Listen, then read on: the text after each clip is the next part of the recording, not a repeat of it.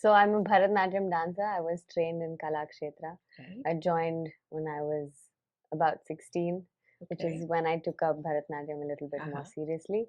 Mhm.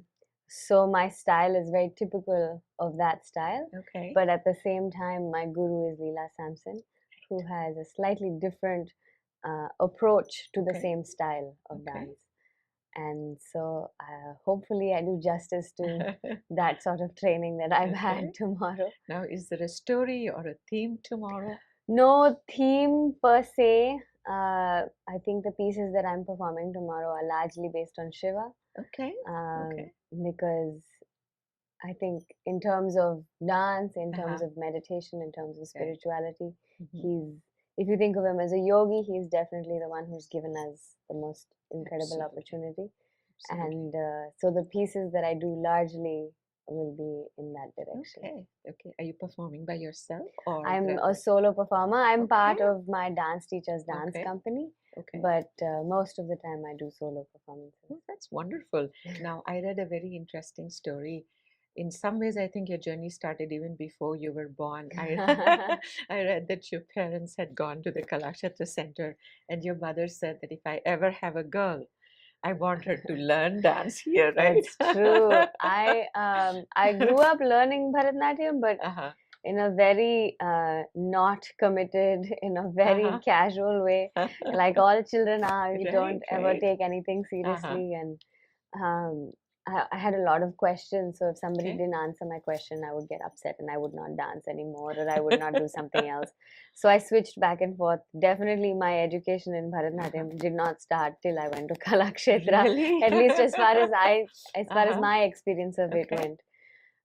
But before I was born, and maybe before they were married, or maybe just after they were Okay. married, they visited Kalakshetra, Mm-hmm. and my mother was taken by these beautiful girls in dance saris and half saris, Uh-huh.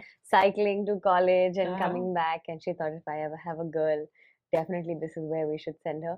But I did not know any of this until the day I graduated from Okay. Kalakshetra. Okay. So when we graduate, before Uh-huh. we graduate, as Uh-huh. part of our examinations, Uh-huh. we have to give a performance. Okay. So we give it as a class. So my Okay. entire class, we Uh-huh. danced together, and it was part of our Okay. examination. Uh-huh. It was only on that day that my father told me that they had visited and that my mother had really wanted something like this to happen. She wanted to learn dance, Right. and she never had the opportunity until after she got married. Right. She went to a few classes, but my father and mother traveled so much Right. that there was no way she could pursue it. So Uh-huh. I guess here I am, completely by accident, fulfilling what she wanted. There are no accidents and no coincidences in life, right? So now, which one has been one of your most memorable performances? Something that left One a of mark. my Mhm. earliest performances, one of Mhm. my earliest solo performances, I had graduated from college maybe a Mhm. year or 2 Mhm. years Mhm. before that, Mhm. was in Bhopal, and I Oh, had okay. traveled to perform there with all of my Uh-huh. musicians, with live musicians, and with my teacher at that Mhm. time, not Leela Ka, but another Uh-huh. teacher.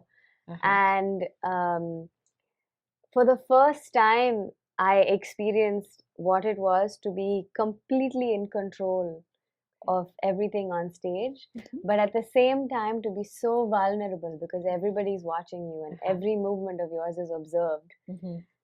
And that very delicate balance Right. between being very much Uh-huh. in control but also 100% vulnerable at the same time. Mm. That's something that I'll never forget, and I think that's something that we're constantly trying to bring to the Right. stage. It's, I think, vulnerability has a strange power of its own. Yes, It really definitely. does, because then you're being yourself. Yes. And I think the power to be yourself, the strength to And be I think the yourself. misunderstanding is that vulnerability is weakness. No, not at all. But I think being open and being Right. able to express whatever Right. you need to express in that moment is a sign of great strength. Absolutely. And people always recognize the genuine from the fake. If you're vulnerable and you're genuine and you're showing it and you're being yourself in whatever form of life, I think that's what strikes a chord with people. Definitely, I find yeah. that in medicine too.